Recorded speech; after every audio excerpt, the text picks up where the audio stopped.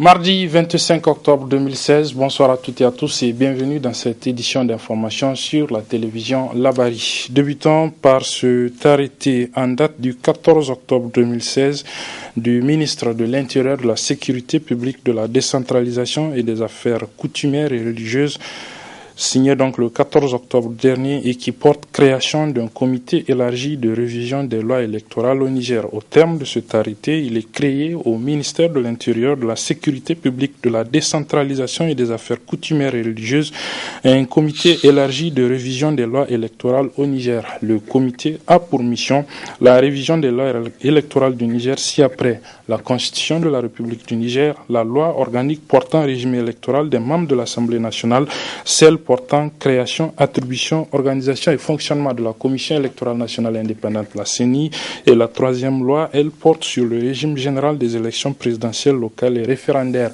Le comité élargi est composé comme suit: Moussa Ladam comme président, c'est le directeur général des affaires politiques et juridiques au ministère de l'Intérieur. Vice-président Oumari Amaman, il est conseiller juridique du Premier ministre. Les rapporteurs sont M. Boubacar Sabo, conseiller technique à l'Assemblée nationale, et M. Yahya Garba, le secrétaire permanent du CNDP, le Conseil national du dialogue politique. Les membres sont M. Ateboye, il est le représentant du secrétariat général du gouvernement, Dr Ila Ahmed, présidence de la République, Idi Daouda, conseiller technique au ministère de l'Intérieur, Boubé Ibrahim, le président de la CENI, Kadri Oumour Sanda, premier vice-président de la CENI, Amadou Magaji, le secrétaire général permanent de la CENI, M. Ayouba Hassan, président de la sous-commission administrative et juridique de la CENI, Mme Sayo Aïssata, elle est au ministère de l'Intérieur, et M. Samuel Issoufou-Narwa, directeur des libertés publiques, toujours au ministère de l'Intérieur. Il y aura toujours dans ce comité 2 représentants de la majorité parlementaire et 2 représentants de l'opposition, toujours parlementaire. Le comité, précise notre article de cet arrêté, peut faire appel à toute personne ressource en la matière. Son budget est à la charge du ministère de l'Intérieur et il a 3 mois à compter de la date de la signature de cet arrêté, c'est-à-dire le 14 octobre dernier, pour déposer son rapport signé Bazoum Mohamed, ministre de l'Intérieur. La Constitution sera donc révisée sur les lois électorales, peut-être pas seulement. Il pourrait aussi être l'occasion de revoir le type de régime actuellement en cours dans notre pays pour passer par exemple d'un régime semi-présidentiel actuellement pratiqué à un régime présidentiel. La question en tout cas taraude les esprits depuis quelque temps. Pour en savoir davantage sur les avantages d'un régime de type présidentiel dans notre pays, la rédaction de la télévision Labari a tendu son micro aux sociopolitologue, donc Dr Soleil Agi. Je propose de suivre le résumé de son analyse avec nos reporters Ibrahim Abdou et Ali Cissé Ibrahim. La vie politique de notre pays se déroule de la façon la plus dynamique. Cependant, dans sa manifestation, ses effets peuvent être positifs ou négatifs. À l'exemple du parti MNSD qui n'avait aucune raison valable pour rallier le camp présidentiel. Le parti majoritaire au pouvoir, donc le PNDS, a déjà un certain nombre de députés qui lui permettent d'avoir une majorité confortable au Parlement. Il n'était pas nécessaire à ce qu'il reçoive, à ce qu'il accueille un nouveau parti politique, en l'occurrence le MNSD Nassara, si ce n'est qu'il y aurait donc des intentions inavouées, notamment celle de changer toute la Constitution, parce qu'il fallait un certain nombre de voix de députés pour que la Constitution puisse être modifiée. En l'occurrence, donc, ce n'est pas comme ils l'ont peut-être annoncé, pour l'intérêt national ou pour l'unité nationale, mais je crois bien pour les desseins politiques. Plus encore, les manœuvres politiques du camp présidentiel ne laissent personne indifférent quant à la prétention de vouloir asseoir un régime de type présidentiel. On voit bien qu'il y a beaucoup de raisons qui militent pour que l'on n'ait pas à asseoir un type de régime donc présidentiel au Niger. Le régime donc présidentiel est un régime qui nous a dit donc ramène le Niger en arrière, parce qu'on a dit que c'est un régime qui a longtemps vécu et qui n'a pas fait preuve d'efficacité en tant que tel, qui braque le regard sur un homme, un individu, voire sur un clan, et qui donc ne permet pas que les citoyens s'expriment librement, donc que les partis politiques puissent être à mesure de pouvoir faire des débats, à mesure d'apporter leur contribution au développement politique et social du pays, et donc à ce que l'on puisse, donc dans ce sens, éloigner donc, n'est-ce pas, donc de la sphère politique beaucoup de groupes sociaux, notamment les femmes et les jeunes. Parce que généralement dans ce type de régime, étant donné le caractère monarchique donc, de ce type de régime-là, donc les groupes, ou moins les logiques sociales fortes prédominent. Selon le docteur Souley Hadji, le régime semi-présidentiel est plus adapté à notre situation démocratique. Le contexte de la démocratie aujourd'hui, c'est un contexte qui permet normalement à tout un chacun, à tout groupe social, à toute communauté politique ou sociale de pouvoir s'exprimer librement, donc d'avoir son mot à dire, et non pas d'être écrasé par une pensée unique, par le pouvoir d'un seul homme ou d'un seul exécutif qui a autour de lui une clientèle parfois parentale. Et à ce sens, il me semble bien qu'il est tout à fait pertinent de penser que nous devons garder notre type de régime donc semi-présidentiel. Pour le politologue Souley Hadji, un éventuel changement de constitution dans notre pays pour aller vers le régime présidentiel comporte des risques. Le mieux étant de rester avec le régime semi-présidentiel qui permet l'expression plurielle du peuple.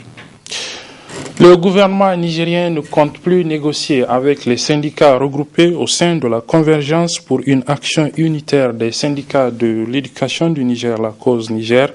Pour cause, cette structure n'a pas de base légale. C'est ce qui ressort en tout cas d'un point de presse animé ce matin par le directeur de cabinet du ministère en charge des enseignements professionnels et techniques qui intervenait au nom du comité paritaire interministériel chargé des négociations avec les partenaires sociaux de l'éducation. Il intervenait en réaction au maintien d'un mot d'ordre de grève de 112 heures prévu donc débuter demain, déposé par justement les syndicats regroupés au sein de la cause Niger pour cause de non-satisfaction de leurs revendications, mais surtout de non-aboutissement des négociations qu'il y a eu entre les deux parties hier. Le résumé de ce point de presse avec nos reporters Sadou Doumi et Michel Deji. C'est le ministre en charge de l'enseignement primaire qui a présidé la rencontre à son ouverture, entouré de ses nouveaux collègues des enseignements secondaires et de la formation professionnelle, ainsi que des cadres des 3 ministères concernés. Une rencontre à huis clos, à l'issue de laquelle un point de presse a été animé avec pour principal point à l'ordre du jour la question des mouvements de grève jugés exagérés de la convergence pour une action unitaire des syndicats de l'éducation cause à Niger. Il voulait savoir quand est-ce qu'il va y avoir effectivement la fin des arriérés. Le gouvernement s'engage à ce qu'il y ait qu'on mette fin vraiment aux arriérés en fin novembre 2016. Et maintenant, le paiement à terme échu, le gouvernement s'engage aussi, après avoir fait cet apurement, le gouvernement s'engage désormais, une fois que l'enveloppe est apurée vraiment comme passif, donc il y aura effectivement les salaires à terme échu. C'est ce qu'il voulait, on s'est engagé, on a effectivement essayé de donner une échéance. Et il y a le point de recrutement à la fonction publique. Là, il faut le dire qu'il y a déjà certains enseignants qui sont prévus d'être nommés. Si je dis nommés, c'est d'avoir effectivement leur nomination, le numéro matricule, qui sont au nombre de 4700. Là, c'est acquis. Au plus tard, le 30 novembre, les numéros matricules de ces derniers vont sortir. Et maintenant, il y a un point là où on ne s'était pas entendu, c'était le point de recrutement 2015. 2015, pour l'instant, le gouvernement ne sait pas, mais le gouvernement se prononcera. On n'a pas dit effectivement qu'il n'y aura pas de recrutement en 2015, mais ça, c'est une souveraineté effectivement du gouvernement. Et là, je me permettrai de dire que de façon unanime, pour ce qui concerne un recrutement dans une entreprise, c'est l'employeur vraiment qui juge de l'opportunité quand même, en fonction de ses besoins, en fonction de son enveloppe, et non l'employé qui va dicter vraiment à l'employeur. Ça, c'est les principes, en tout cas généraux, qui vraiment entourent la question vraiment de recrutement. Dans tous les cas, la cause Niger est une organisation non déclarée et le gouvernement n'entend plus gaspiller son énergie dans ce sens, a conclu le président du comité paritaire interministériel des négociations avec les partenaires sociaux de l'éducation. Jusqu'à l'heure où on s'adresse à vous, on leur a demandé de nous faire parvenir les statuts sur la base duquel le collectif a été créé, à l'instant où,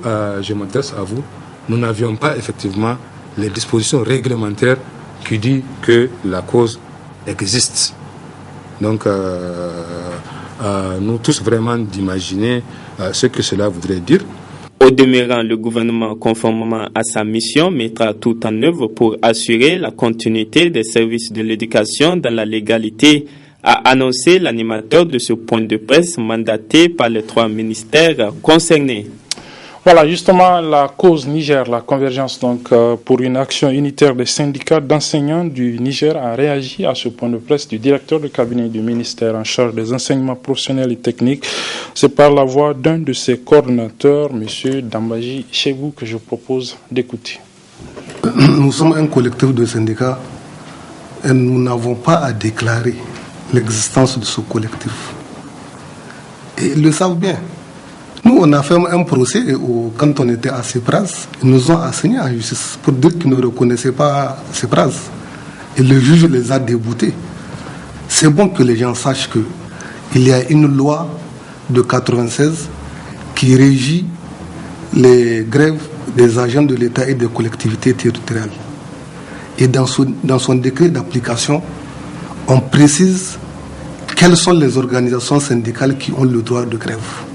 Si je vous lis la substance de l'article 1er de ce décret, il dit en substance ceci: on entend par organisation syndicale, au terme de l'ordonnance portant grève des agents de l'État du 21 mars 1996, les syndicats, les centrales syndicales ou tout regroupement de syndicats légalement constitué. Hors cause Niger, c'est un regroupement de syndicats légalement constitué. Mais du reste, s'ils ne sont pas d'accord avec nous, mais le seul recours, c'est d'aller devant les tribunaux.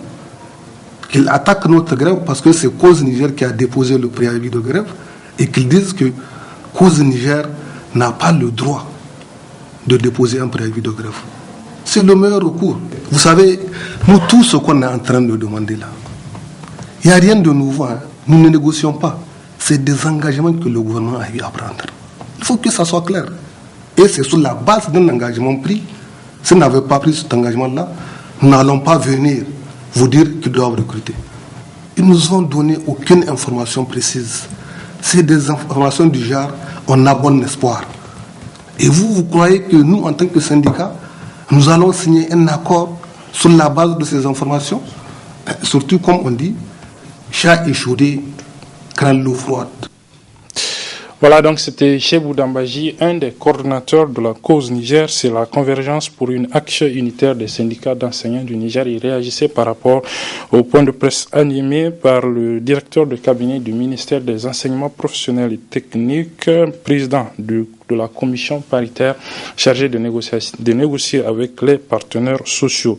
L'école donc va être perturbée encore une fois à partir de demain avec cette grève de 72 heures. Les perturbations enregistrées depuis le début de cette année scolaire inquiètent en effet les parents d'élèves. Ce matin, une équipe de la télévision Labari a tendu son micro avec quelques parents d'élèves donc sur cette situation de l'école nigérienne depuis la rentrée d'octobre dernier. Je vous propose de suivre le résumé de la réaction avec nos reporters Khalil Bourema et Asmaou Seydou. Près de 3 semaines après la rentrée scolaire et académique 2016-2017 au Niger, le train ne semble pas être sur les rails du fait des perturbations enregistrées de la rentrée à ce jour. Des enseignants qui revendiquent l'amélioration de leurs conditions de travail et de vie et les élèves qui exigent aussi l'amélioration des conditions de travail. Une situation qui préoccupe les parents. La situation de l'école publique, il est très difficile de la décrypter. Parce que le problème se situe à plusieurs niveaux. D'abord, au niveau de l'enseignement. Est-ce que c'est un enseignement de qualité qui est en train de se passer? Est-ce qu'il y a la formation initiale et continue au niveau des enseignants? Est-ce que les enseignants sont bien rémunérés ou pas même bien? Est-ce qu'ils sont payés à la fin de chaque mois? Quand vous faites un petit exercice, vous allez voir que les contractuels de Niamey perçoivent leur salaire à la fin du mois. Mais quand tu rentres à l'intérieur, il y a des contractuels qui ont des mois des arriérés de salaire. Donc, ce qui fait qu'il y a l'iniquité, il y a la discrimination. Parce que, tout simplement, le pouvoir public sait que quand il paye ceux de Niamey, il amoindrit le coût de la pression sociale. Et c'est aussi une stratégie. On constate des irrégularités de paiement de pécule, surtout pour les enseignants contractuels, alors qu'ils sont le majoritaire dans le corps enseignement. En plus de ça, on remarque de plus en plus la baisse des niveaux des élèves. Mais ça, ce n'est pas un problème uniquement des enseignants, mais ça relève de compétences la compétence relève à plusieurs niveaux. Donc il y a les enseignants, il y a l'autorité, il y a les élèves aussi. Inquiets de la situation dans laquelle végète l'école au Niger, ses parents lancent ces cris de cœur. Moi, j'estime qu'il y a assez de problèmes autour de l'école nigérienne. Moi, je ne vois pas que ce n'est pas la peine de dire qu'il faut venir s'asseoir pour chercher un consensus. L'État doit s'assumer. L'État doit s'assumer pour régler les enseignants contractuels, pour régler les enseignants tout court, pour régler les fonctionnaires nigériens et qu'on se remette au travail. L'école nigérienne ne mérite pas ce sort, surtout que les autorités de la 7e République en ont fait d'elle une de leurs priorités en décidant d'allouer un quart du budget à l'éducation. Éducation toujours avec cette marche suivie de meetings organisés ce matin dans les artères de la capitale Niamey par l'Union des élèves et étudiants des écoles, instituts professionnels et techniques du Niger, UEPTN. Au menu donc de ce mouvement, le rappel des principales revendications des élèves et étudiants des écoles et instituts professionnels de Niamey. Je vous propose de suivre le résumé de cette marche dans ce reportage de Nasser Seydou et Nafissa Hassan.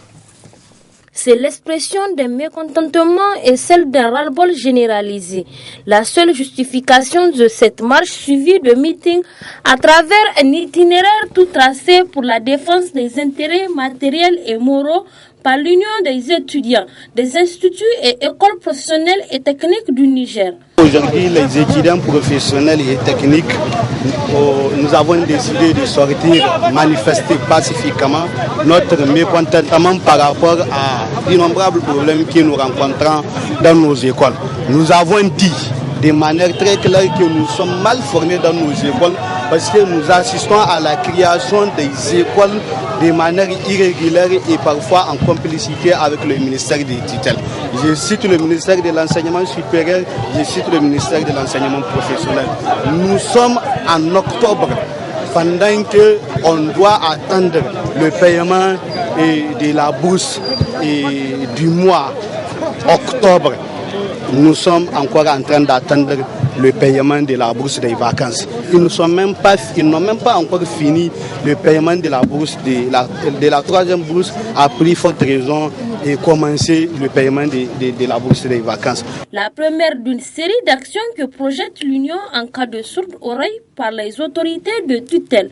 La manifestation d'aujourd'hui, c'est un avertissement pour ces autorités-là. C'est un avertissement pour ces DG véreux qui sont des escrocs. C'est un avertissement pour tous ceux qui veulent détruire l'école nigérienne. Et les jours à venir, on ne va pas se limiter à cette manifestation. Nous allons nous conduire au niveau des ministères pour faire dégager les ministres là qui sont là pour servir leur parti, qui sont là pour se servir et qui sont là pour détruire l'école nigérienne. Je parle du ministère de l'enseignement supérieur à la tête duquel on a un Ben Omar qui prend des engagements qui ne tiennent pas. Au ministère de l'enseignement professionnel, un nouveau est venu qui dit qu'il est venu apporter des innovations, on verra bien. Donc nous avons dit ça, trop c'est trop. Et désormais nous avons appelé l'ensemble des militaires à rester mobilisés et déterminés pour répondre aux éventuels modes de manifestations et de sittings que nous aurons amenés au niveau des ministères de Titan.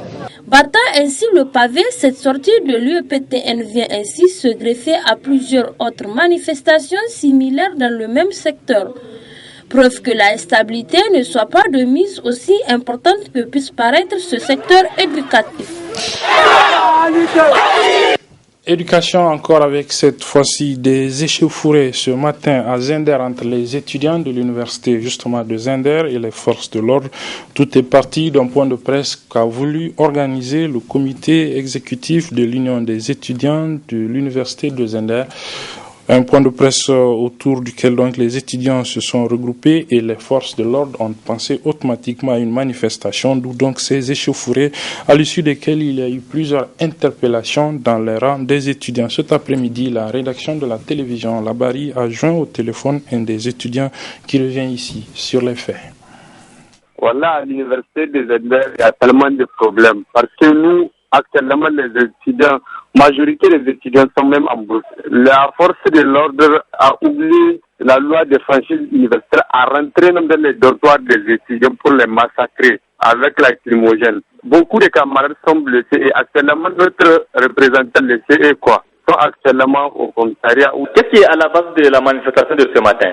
Il y a tellement de problèmes au sein de l'université des Indes. Le gouvernement nous a fait une promesse de payer l'aide sociale et donner le budget de CRU et les autres. Parce qu'actuellement, même dans notre CRU et centre de réserve universitaire, il n'y a aucun frein. Au niveau de restauration, il y a des problèmes. Au niveau académique aussi. Donc nous avons fait notre assemblée générale pour informer les camarades la situation de ce qui se passe de l'université des Andes afin de faire le point de presse pour informer les citoyens de ce qui se passe de l'université des Andes. Nous sommes devant notre porte, les agents de Soral, ils veulent traverser. Les camarades sont dit niet, ils ne passent pas sauf si à la fin de notre point de presse. Ils ont appelé la force de l'ordre pour venir intervenir et ils ont commencé à tirer des lacrymogènes sur les camarades. Nous ne sommes pas sortis pour marcher. Et seulement on va faire notre déclaration et c'est tout. Je vous assure, actuellement, beaucoup de camarades, des femmes mariées, des femmes qui ont des grossesses sont en brousse. Il n'y a pas de manger, il y a problème. Et on a appris même les dortoirs des centres-villes, quoi. Actuellement, même les camarades ont commencé à brûler des pneus et les autres. C'est ce qu'on nous a appris. Mais moi, actuellement, je suis derrière Cité Soral dans la brousse. Toutes les voies sont bloquées. Il n'y a aucun chemin pour le passage pour rentrer chez nous. C'est pourquoi de ne pas être appris par les forces de l'ordre. C'est pourquoi vous êtes retranché dans la brousse. Ils nous cherchent un peu partout. Donc on est obligé de fuir avec ce système de matérialisme. C'est pas la démocratie qui s'applique au Niger. Nous, on a le droit de sortir, déclarer, dire ce qui se passe au sein de notre université. Voilà, toute autre chose. À présent, les portes de la clinique de l'association nigérienne pour le bien-être familial du quartier Dar Salam de Niamey, c'est dans le premier arrondissement communal de la ville, donc de Niamey, sont ouvertes depuis ce matin et ce pour 3 jours. Les femmes peuvent donc aller se faire consulter gratuitement, elles et leurs enfants. Le lancement de ces journées portes ouvertes s'est déroulé ce matin en présence de nos reporters Chebou Guisso et Ibrahim Abdou Tikire. Atteindre le maximum de femmes à travers la gratuité des soins par plusieurs prestations, c'est le défi visé par les responsables de la clinique de l'association nigérienne pour le bien-être familial ANBF du quartier Dar Salam. Pour atteindre cet objectif, 3 journées portes ouvertes sont organisées du 25 au 28 octobre 2016. La clinique ANBF de Dar Salam, en partenariat avec le projet AGIR-PF, Agir pour la planification familiale, organise depuis ce matin une activité qu'on appelle journée spéciale porte ouverte. Au cours de ces 3 journées, on va offrir des soins préventifs gratuits à la population. Ces soins gratuits, ce sera la consultation prénatale, la consultation du nourrisson de 0 à 2 ans, la planification familiale, il y a le dépistage du cancer du col et du sein, et il y aura aussi le dépistage du VIH-Sida. Une aubaine, il faut en profiter, d'où cet appel lancé à l'endroit des femmes pour qu'elles viennent se consulter gratuitement à la clinique ANBF de Dar Salam. On incite les femmes à profiter de l'occasion, pour saisir l'occasion pour faire les différents soins. Et on lance l'appel aussi au niveau des femmes qui ne sont pas venues, de profiter de ces 3 journées pour venir faire leur dépistage du cancer du col. Celles qui n'ont pas commencé la planification familiale de venir choisir leur méthode contraceptive. Les femmes saluent de leur côté l'opportunité offerte par les responsables de la clinique ANBF Dar Salam. Nous sommes très contentes de ces journées portes ouvertes à la clinique ANBF du quartier Dar es Salam. Nous saluons l'initiative. Ina gaida duk wanda sun ka saka nan ga saboda an gayyace mu zaka ANBF. Kowa na zaka wajen magani ba mu samun problem ko wallahi yau kowa wanda bai ji da wanda ya ji duka su zaka ana nan ga yi mu magani banza na kyauta na yau. Les journées portes ouvertes à la clinique ANBF Dar Salam, c'est du 25 au 28 octobre 2016 avec une gratuité de soins pour la consultation prénatale, les nourrissons, le dépistage, la planification familiale, pour ne citer que cela. Parlons à présent de la situation météorologique. Le temps qu'il fait, le temps ces derniers temps en effet est assez bizarre, un peu de chaud, un peu de froid. Pour bien le comprendre, une équipe de la télévision Labari composée de Aboubakar Souley et Hariata Sala est allée à la rencontre des spécialistes qui nous expliquent. On suit le reportage. On constate un changement de temps en cette fin du mois d'octobre. Une chaleur la journée et une fraîcheur en fin de nuit. C'est ce temps qui est appelé période de transition entre l'hivernage et la période de froid, un phénomène donc normal, explique le météorologiste Kachalou Lawangaptia. Le mouvement apparent du soleil a tendance à partir vers l'hémisphère sud. Nous sommes dans ce mouvement-là. Donc le soleil est en train de descendre maintenant, et donc plus il descend, plus les rayons du soleil vont frapper beaucoup plus obliques. Donc quand c'est oblique, ce n'est pas aussi intense, parce que ça frôle l'espace de façon, disons, pas perpendiculaire, mais de façon inclinée. Et donc l'intensité de la chaleur diminue. Donc c'est ce qui explique un peu, si vous voulez, ce que nous vivons actuellement et les froids qu'on sent aussi l'après-midi. Nous avons quand même, selon les lieux aussi, des éléments qui peuvent agir sur la diminution des températures, qu'elles soient nocturnes ou diurnes. C'est effectivement le bilan énergétique. Ça veut dire que le soleil qui arrive et qui vient et les obstacles qu'il y a entre ces choses-là. Et quand c'est du sol, la nuit donc on n'a pas de soleil. Donc c'est l'infrarouge qui s'en va, donc c'est la chaleur qui se dégage. Alors une partie est ramenée. C'est comme si vous voulez une sorte d'effet de serre qui se fait et donc ça réchauffe beaucoup plus le climat. Et quand le ciel est limpide, effectivement très rapidement la chaleur se dégage et nous avons le refroidissement que nous avons. C'est pourquoi les températures les plus basses sont enregistrées juste avant le lever du soleil, si vous voulez. Au fur et à mesure qu'on va, la chaleur de la terre qui est dégagée part, n'est-ce pas, et donc ça refroidit au fur et à mesure. D'accord? Donc c'est ce qui fait que effectivement les températures les plus basses sont enregistrées vers la fin de la nuit. Et dès que le soleil apparaît maintenant, donc il y a la chaleur qui s'ajoute et donc ça reprend. Cette année, on connaîtra une période de fraîcheur intense selon les prévisions de la météorologie. Pour la saison de froid, effectivement, disons au mois de novembre, on peut vous donner pour ce qui nous concerne ici. En Europe, c'est déjà le cas. Je crois qu'il est prévu un hiver très très froid. Donc il y aura des baisses importantes de température en Europe. Et à première vue, sans que nous venions véritablement avoir les résultats de la prévision qu'on va délivrer éventuellement en novembre, c'est que si c'est le cas en Europe, c'est qu'ici aussi, on va assister à une situation et vraiment des températures basses, donc une saison beaucoup plus... Peut-être que sera donc en termes de température en descente de la moyenne, ou disons, il va faire beaucoup plus froid si ça va faire plus froid en Europe, parce que souvent, c'est l'harmattan qui est en train de s'installer, le front tropical est carrément sorti, nous sommes à ce niveau-là, donc il va progresser en janvier pour atteindre donc son niveau maximal, et donc c'est lui qui va entraîner par advection les vents frais qui vont descendre donc du nord. Le nord c'est où? C'est l'Europe justement, mais également les pôles qui vont migrer. Alors quand c'est très froid là-bas, et donc les advections, les vents qui vont descendre vont devenir aussi assez froids. Cette période de fraîcheur qui s'annonce viendra donc avec ses lots de maladies qui sont très fatales pour les enfants. Des précautions sont donc à prendre pour protéger les tout-petits.